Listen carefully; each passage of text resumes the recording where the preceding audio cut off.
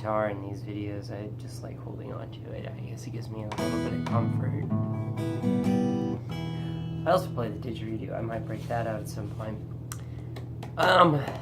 It has come to my attention that the $15 an hour minimum wage thing is still going on. I thought that was over and done with, but I guess it's not. I wanted to do a cover on that because I worked in management for a fast food chain for McDonald's for 11 years. So I have a little bit of insight and input on this, and let me start by saying that first, I would love to see the United States join the rest of the Western nations and see a decline in the amount of poverty that we have in the States. That'd be really nice if we had livable wages for everybody, or for the majority of people. Like, I think the United States probably still has one of the largest percentage of homeless and poor people in comparison to the other Western civilizations or industrialized nations. I think, actually, I talked to people from the Kingdom of Saudi Arabia. They don't see much homeless people there. I mean, Saudi Arabia, the king takes care of them, pretty much. They have free education and really cheap gasoline, really cheap. If I told you what they pay for gasoline out there, you wouldn't believe me. That was told to me by a friend of mine that I play with that lives in the KSA. And he told me, and the only reason I believe him is because I know that he's credible. So yeah, it was crazy. But before I really embark down on this road, I know a lot of people want this to happen, this $15 an hour minimum wage thing. And like I said, I would love to see, I would like to see that happen. That would be nice. Not necessarily the minimum wage going up, but that the people of the United States are taken care of like other Western countries do for their people. Because there is quite, in fact, a lot of homeless people. I mean, just go to Flint, Michigan, Detroit. Right here in my hometown, in the city that I live in, you can go downtown and see lots of homeless people. I mean, like, it's a thing here. There's a lot. Quite a few. In fact, during the winter, there's a very large portion of people that die from freezing to death because they're homeless, and during the summer you have a lot of homeless people that die from heat exhaustion. So here in the States, yeah, homelessness, poverty, that is a real issue. I've sometimes referred to the United States as being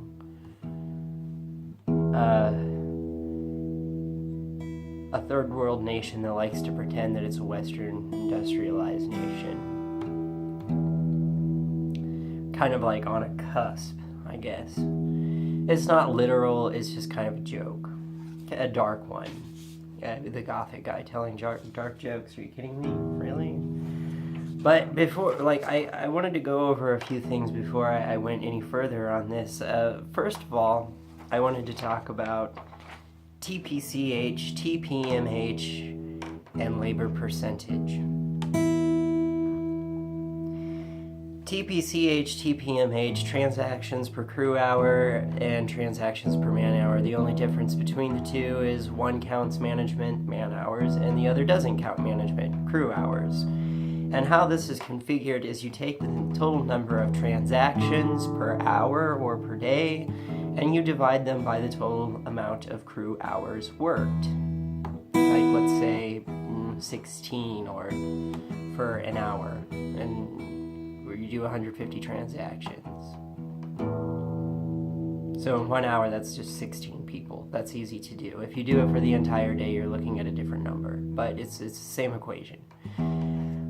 Generally, stores like to go around 9%. That's a good TPCH percentage. I mean, that's essentially, like you go in and You see a long line, but it's moving, and there's plenty of people behind the counter.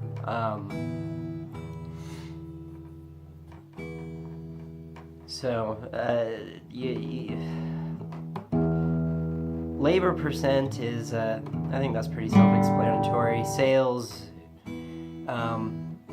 divided by the amount of money that that the total amount of crew people on the clock per hour make. A good percentage that a lot of companies look for as far as that goes is 18% for the day. 18% of the profits made in that day should go to paying the crew people. 18%. That's it. 18%. Some go as high as 21, 22. Those are usually franchise. Those are not corporates. Corporates have a different standard than that. Franchise have a little bit more leeway because they're franchised. They're owned by somebody, and that somebody probably works with the crew people, and they have a little bit of extra money to spend for the labor hours, but they're not going to do too much over 21 or 22. McDonald's is kind of different as far as franchises go because they actually try and keep like a finger on their franchise. The franchise owners actually do have to pay McDonald's a certain amount of their stipend fee, really, per year to carry the McDonald's brand logo. That is a real thing. So they're even given provisions on what they can and cannot do. So I drew that. I got this drawn up so you can see. I don't know if you can see that very well. I'm sorry. I don't have good graphics. I'm sorry. But anyway, I'll tell you what it says. I drew up a thing of TCs, and I got let's say like in 1 hour you do 150 transactions. And at the store that I worked at, that was very reasonable. You could easily do 150 transactions in 1 hour. With 16 crew people on your clock during that hour, that is 9.37 transactions per crew hour percentage. That is ideal. That's what you want. That's 16 crew people for 150 transactions. If you had 14 crew people instead of 16, that would be 10.71% TPCH, which is still acceptable. Like I said, 18% is usually the go-to. If you can get it lower than that, like 14, you don't really want to go below 10%. If you're going below 10% labor, you're probably blowing your TPCH way too high. It's not good for business because what you're going to end up doing is having a lot of pissed off customers. And I'll get to that in a moment.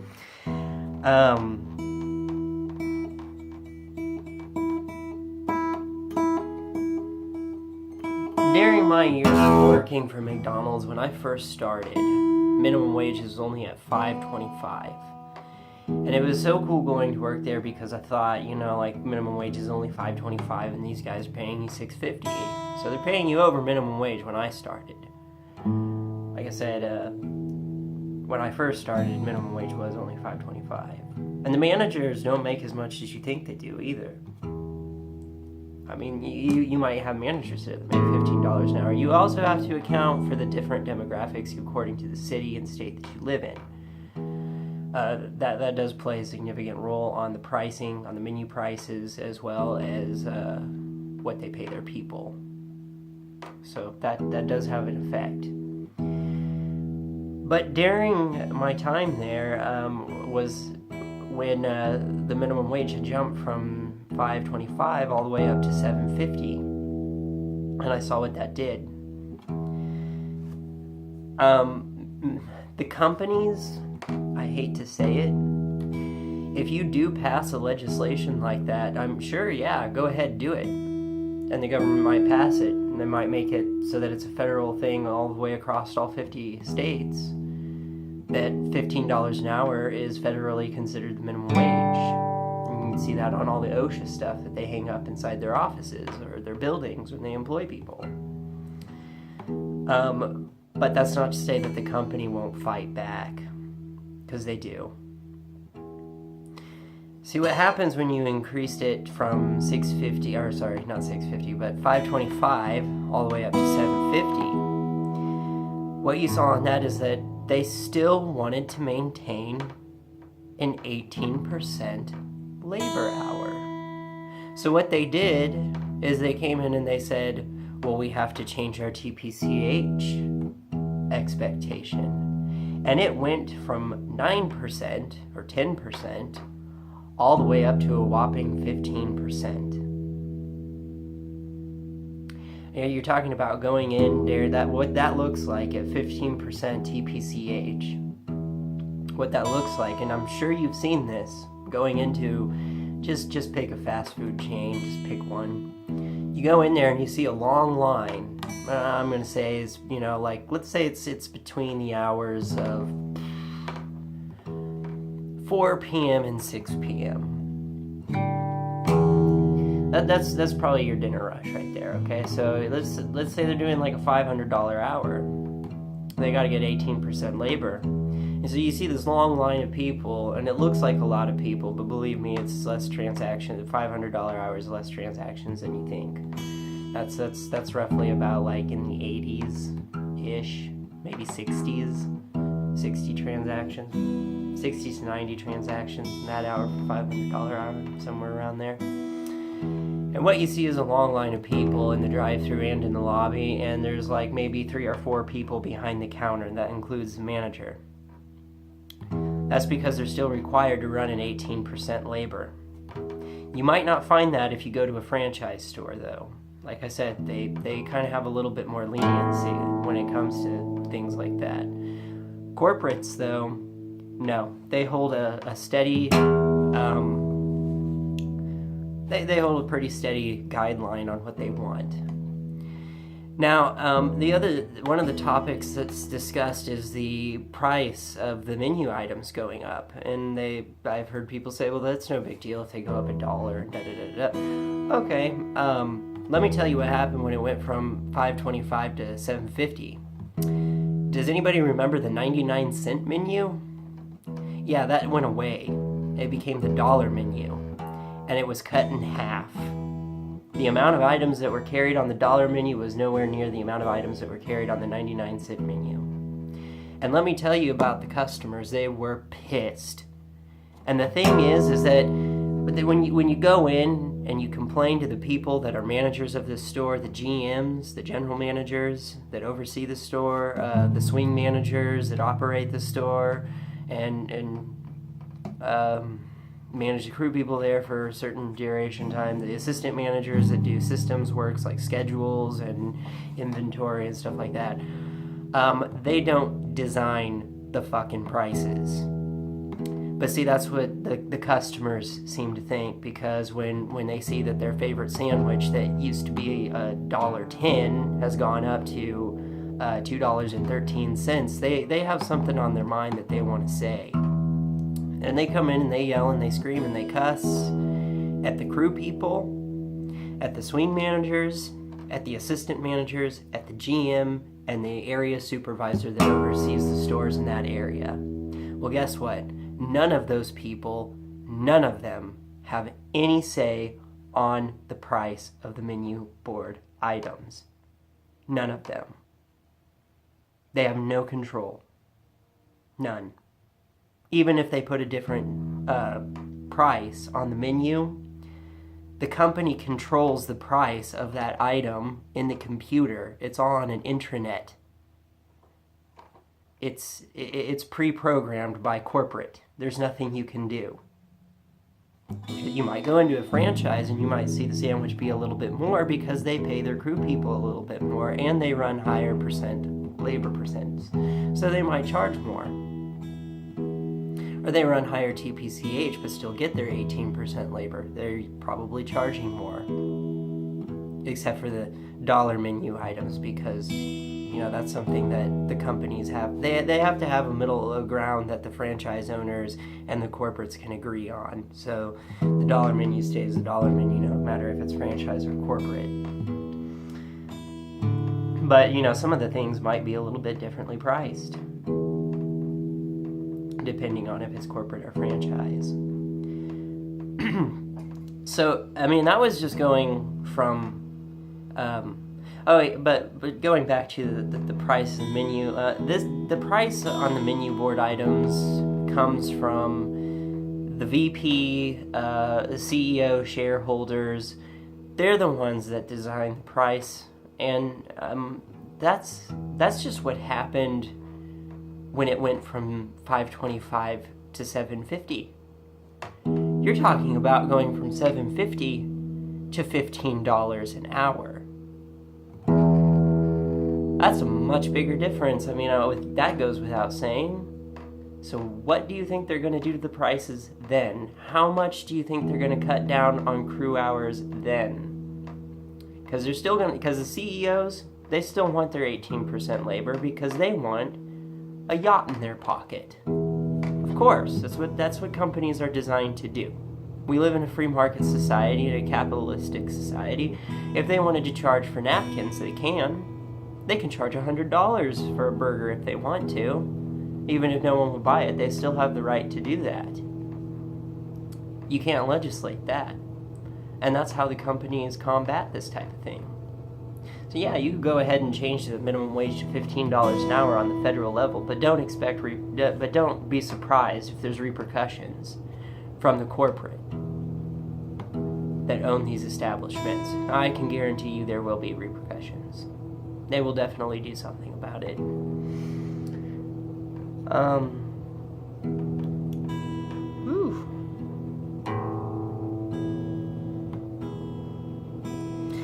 The way that I see it, the problem is that you got people, and I agree, yeah, $7.25 is not a wage that you live off of, and it's not. I don't think it's really meant to be.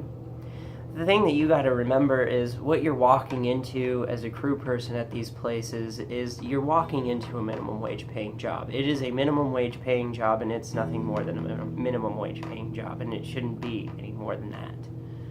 The problem is, and if you go on Google and you look this up, look up the top 10 employers in the United States, the top 10 employers in America. The majority of what you're going to see on that list, and actually Walmart is placed at number 1, and McDonald's is placed at number 3, and Yum Brands is even on that list of top 10. Just the top 10. Yum Brands is Taco Bell, KFC, and Pizza Hut. Top 10 companies, top 10 employers in the United States are minimum wage paying employers. The problem is, in our system, is not that people can't get 15 or a livable wage going into a minimum wage paying job. That's not the problem. The minimum wage paying jobs should stay minimum wage paying jobs. The issue is that the amount of jobs available that actually would pay people a decent wage aren't available. They're not fucking there. Go ahead, look at the top 10 list. And they're still hiring. Go to Walmart, ask them if they're hiring. They'll say, oh yeah, sure, here's a fucking application. Go into any McDonald's, any Taco Bell, any Burger King, any Wendy's. They're always hiring. They're some of the top 10 employers of the entire United States as minimum wage employers. Top 10. Should that really be the case? Should the top 10 employers, I would say that the top 10 employers should probably be better paying employment jobs. But that's not the case. That's one of the reasons I've tried to convince right-wing, Republican, conservative people, this is why we should have marijuana legalized. This is why. It'll provide a job for people. The farmers industry is hurting. Guess what? You can do marijuana, you can do hemp. It's a cash crop. Make hell of money. There's a lot of industry you can do with it. Coffee houses, eateries, clothing lines, smoke shops, etc., etc. I mean, there's a long list of occupations that can come from legalizing marijuana across the board. Huge. Most of the time, and if you look through America's history, what has gotten us out of economic decline is an industrial boom. With the invention of the automobile, the invention of the internet, the Industrial Revolution. These things have always got us out of economic depressions. And I'm seeing that we're kind of in one. We've been in one. We think it's getting better, but then it plops down. And it gets a little better, and then it goes down. And then it gets a little better, and then it goes down. It still stings. You still got the top 10 employers of the United States, all minimum wage paying employers. Well, most of them. Not all of them are. Not all. But most of them are. Keep in mind, you've got some companies on there like GE, General Electrics. That's not a minimum wage employer. What are you talking about? They have call centers. That's a minimum wage job. So keep that in mind. Call centers. All right. So anyway, yeah, $15 an hour, that could pass at a federal level. But I guarantee you won't like what the companies do in response. I was in management when it happened. This is another thing that they did, is when they made it mandatory that if you were full-time, that the company had to give you insurance, they had to cover you. I was doing schedules at the time, and I was told that I could not schedule any crew person over, I think it was 27 hours. And I know that to be considered full-time, like, you had to work consistently about 37 hours.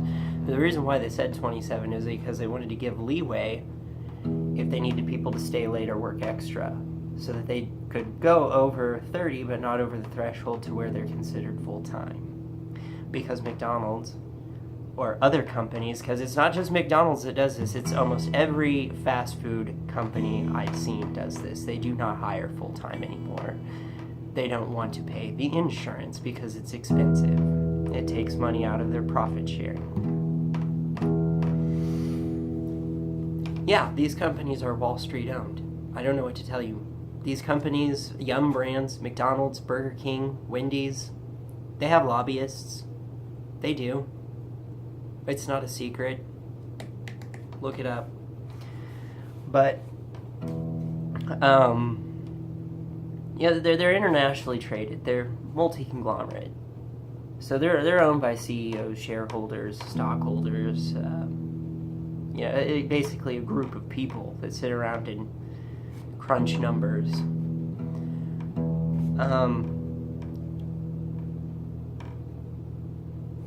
They don't want the money taken out of their pocket. They don't want their industry to flatline. And here's the other problem too, is I have a copy of this article here. Sorry, I crushed it. I got a digital copy of this that I found on the internet. I will go over that in a moment, as well as the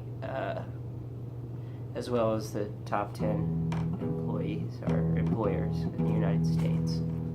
But what this article is about is how the fast food industry in general is kind of plateaued. This was an issue that I was seeing when I was still working in fast food, is that there was no increase in sales and transactions. It was stagnant. There's no decline, there's no incline. They're not really making or losing money. It's just plateaued. And that's not what a internationally traded company wants to see. In fact, Yum Brands is doing really bad. I will leave a link in the description below too, by the way. Yum Brands is doing terrible as far as that goes. Like the Taco Bells and the Pizza Huts and KFCs that you see, they're staying open, and they might run with a little bit of different rules than some of the other fast food chains that you might see. And that's because that store that you're seeing is not paying the employees. The store, the profit that particular store is making is simply paying the bills. A lot of the paychecks that they receive from Yum Brands, for the people that work for Yum Brands, the money that's being made to pay them their paycheck are the stores that they have located over in China, because they're doing better. Yeah, if you work for Yum Brands, Your paycheck comes from China. What do you think of that?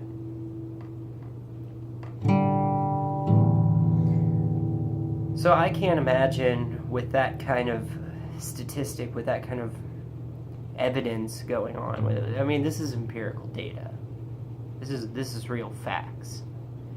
I can't imagine how they would counteract if the federal government came around and said the federal minimum wage is $15 an hour. I don't know how they would recoil to that. I don't want to imagine that. You're talking about an absolute nightmare for the managers, a higher level of expectation for the crew people, way higher. And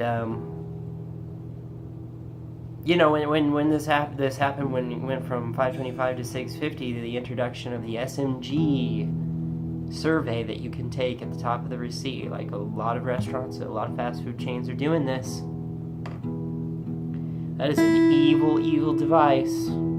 Because believe me, like, nobody's gonna, rate fast food on a 5-star quality level, but they still do it. And believe me, for every nasty message you've left about that restaurant, the GM has been written up for it, talked to, and there's probably even been people fired over it. Consider that. The people that you're trying to get $15 an hour for, you're having them terminated by the company because you gave a bad review of fast food.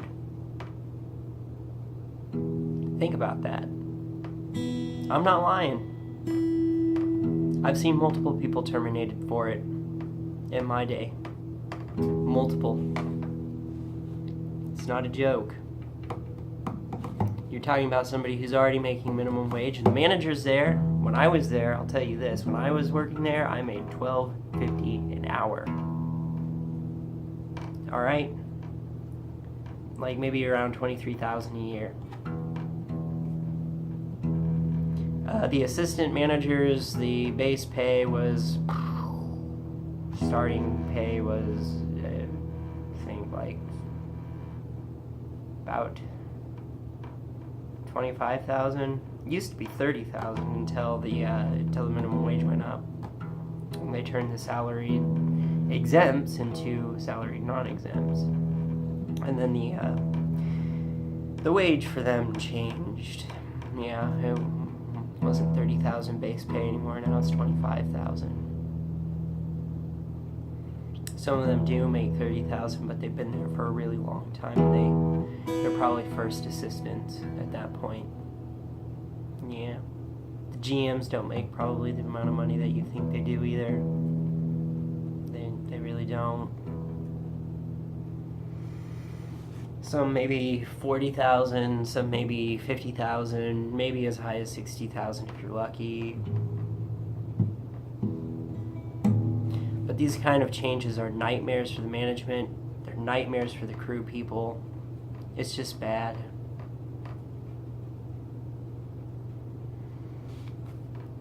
So, now instead of 9% TPCH, now the expectation has gone up to like 15, which is unreasonable. And then they introduced the SMG survey. Of course you're going to get a bad review.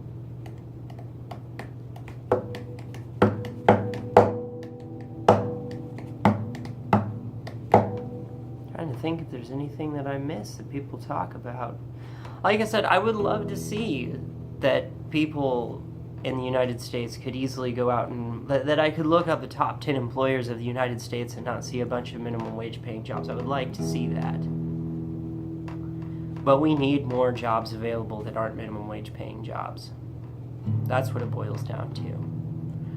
A crew person at McDonald's, Taco Bell, Burger King, Wendy's, etc., Walmart, blah, blah, blah, blah, blah. Those are minimum wage paying jobs. They should be minimum wage paying jobs. That shouldn't change. I think it's a fair wage for what they do. Like I said, I worked there for 11 stinking years. Like, their job is not complicated. management it's shit. Management sucks. That's hard work. Not physically, mentally. It's hard work. It's really hard to keep your composure when somebody is just throwing ad hominems at you left and right and just getting really, really personal with their insults because they found a pickle on their burger. So that's just hard to do, but you've also got pressure from the corporation because they come in and they tell you to do things that you know your crew people are not going to like. That's the other thing. What do you think happened when we went from scheduling crew people at full time that were trying to make ends meet, and then suddenly coming in and saying, oh, well, we can't schedule you full time anymore. It's mandated by corporate. You know how many people quit? It wasn't a problem getting 15% TPCH at that point because so many people had quit. We almost had no choice to schedule people full time. And we were still running over 15% TPCH. That blew. Basically, anybody in management had to be worth 10 different people at once, which the company, the corporate, didn't want you to do. But you didn't have a choice. It was a double-edged sword. You were going to get yelled at by the customer, and you were going to get yelled at by the corporation at the same time. It was not a good situation to be in. And I just can't imagine it going up to $15 an hour. I just can't. I think you're talking about turning McDonald's into Chili's. Chili's and Applebee's. Or maybe even higher up than that. Like maybe like a fucking cheesecake factory. I don't know. A Carrabba's. $15 an hour. It's not going to happen. And like I said, if it does, expect retaliation from the companies. Not from the government. Not from the government. It's not. It is possible on a federal level to change the federal minimum wage to $15 an hour. Yeah, that's totally doable. What you're not looking at is what the companies are going to do in retaliation. And believe me, they will. I promise. I promise you. All right, let's go have a look at the news article, and then we'll look at the top 10 companies or employers in the United States real quick. Alright, here we go. So, like I said, I will include this in the links below. I'll also include, or in the description. I'm also going to include the top 10 employers of the United States, even though you just Google that. But, here's kind of the outline of it. Talking about fast food business has, done really, really well. Talking about McDonald's, Burger King, yeah, here we go. We're talking about Yum brands down here. Sonic is even mentioned in here. And here's kind of like the decline and fall and pickup of all of them. Like, see, McDonald's is always going to be on top. McDonald's is a powerhouse. That's like an on-single food chain. And here's where it talks about the fast food chains are looking to their international business for growth as the middle classes in China, Brazil, and actually that's interesting that they mentioned Brazil. Brazil is home to one of the busiest McDonald's fast food restaurants in the world. They have like 20 registers on the front line. That is almost a $1 billion store in sales. And other emerging markets embrace American-style eats. Last year, McDonald's got about 2/3 of its revenue outside the United States, compared with about half in 1994. And more than half of sales at Yum Brands come from its 6,380 stores in China. See, I told you I'm not making this up.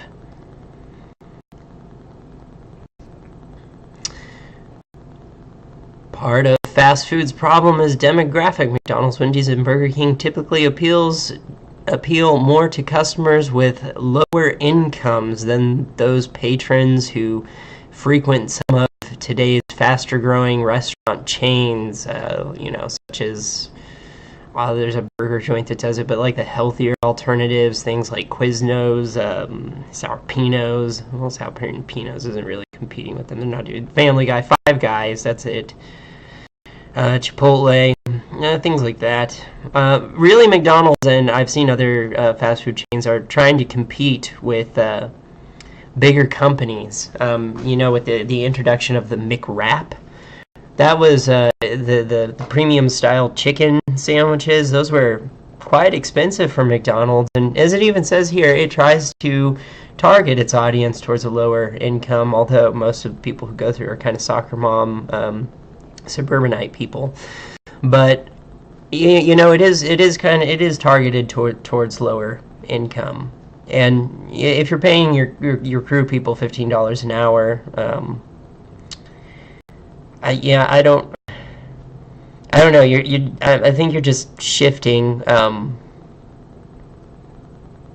I don't know. I think just the wage is going to go up, but nothing's really going to change at that point. But I'm talking about like what the companies will do in retaliation to it anyway. Because like companies like Garmin, they don't need to pay their employees different because they already make over that. So yeah. Like I said, I already talked to you about like what happened when it went from 525 all the way up to 750. So you can read this article if you want. Like I said, I'll leave the link for you. Let's go back and we'll do the top 10 employers in the United States.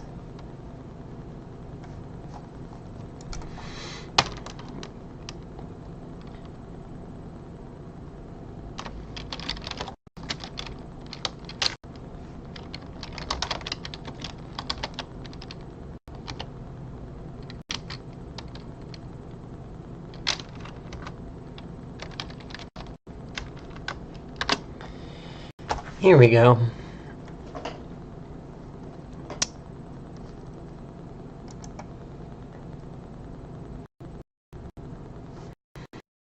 Federal government, and I think the federal government, what the hell is that? Get away. I think the federal government doesn't employ minimum wage people. No, they do. Walmart was at number 1 last time I looked at this. That was number 2. McDonald's is 3rd in line. I don't know what Kroger is. International Business Machines. That sounds like factory work. Home Depot, minimum wage-ish. Target, minimum wage. United Parcel Service. They're really hard to get employed with, by the way. You have to be able to memorize a lot of different area codes.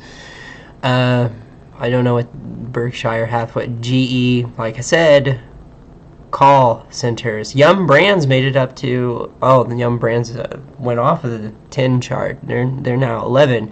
It goes on though. Hewlett Packard, number 12. FedEx, 13. Lowe's.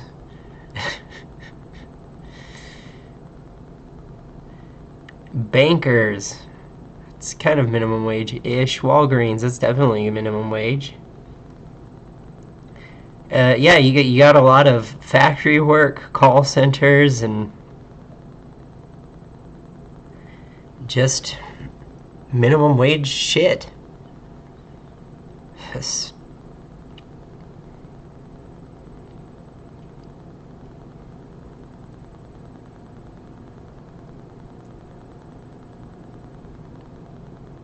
Honeywell, that's actually a company I think that you could probably work for and make more. Comcast, no. They got a lot of minimum wage workers too. That's factory, and we're in the 60s. We're not even. So like the first 101 are really. Cisco, this is a factory. That's a transportation unit. You have the possibility of making a good living there, but you'll probably start out around $10. Candy, more factory work. Whole Foods Market starts you off at minimum wage.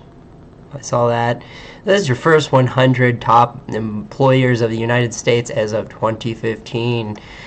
And yeah, like I said, a lot of minimum wage shit on there. You don't see things like Garmin International. You don't see things like what was the name of that company that did stuff for engines? I can't remember the name of it. Bendix King Radio. You don't see stuff like that on here. No.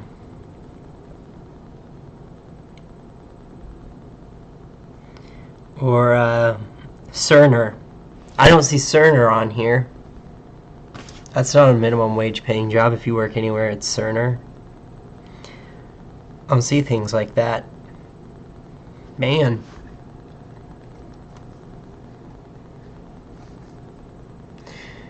Alright. Meet you back over. Alright, so I think that's going to really kind of conclude this. I want to reiterate. I want you to feel that, like, yeah, if we can get the majority of American people out of poverty, I'm all for it. I really am. Good luck with the $15 an hour thing, and like I said, if you do get it to pass on the federal level, the thing that you should also probably kind of try and focus on is passing legislation that will keep the companies from retaliating against such a thing. So, anyway, another video I'm thinking about, well, actually not thinking about, I did say that I take requests. Somebody requested that I do a video on current Tomb Raider teams, so I might be working on that later on this afternoon. Hopefully I can get some of the current team leaders to do interviews. That would be awesome. I know the people who probably watch these vlogs are probably different people than the people that watch the gaming stuff. Maybe some of them are the same. Some of them follow all of it, and to which I say thank you very much for that. I do appreciate it. I really do.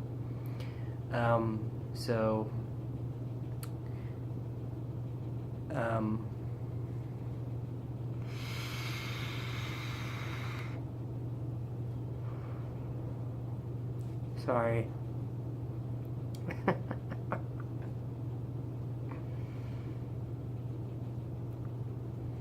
So Robert, if you're watching, thank you for watching. I'm sure you slightly agree and slightly disagree. I'd be curious on what he has to say. Actually, he's a friend of mine that I play with. In Aussie. I know a few Aussies. And Lewis and John, you know, I know that you've watched a few of these, so you know, I do appreciate that. Vivian.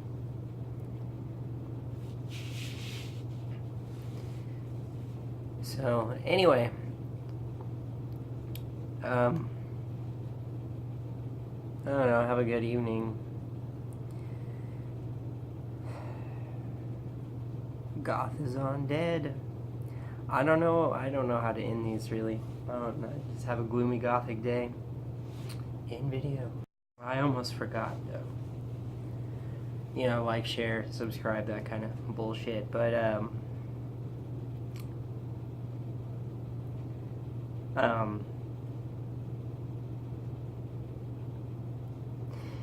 if you have any, feedback, if you have any questions, anything like that, anything that you want to comment, please leave comments below.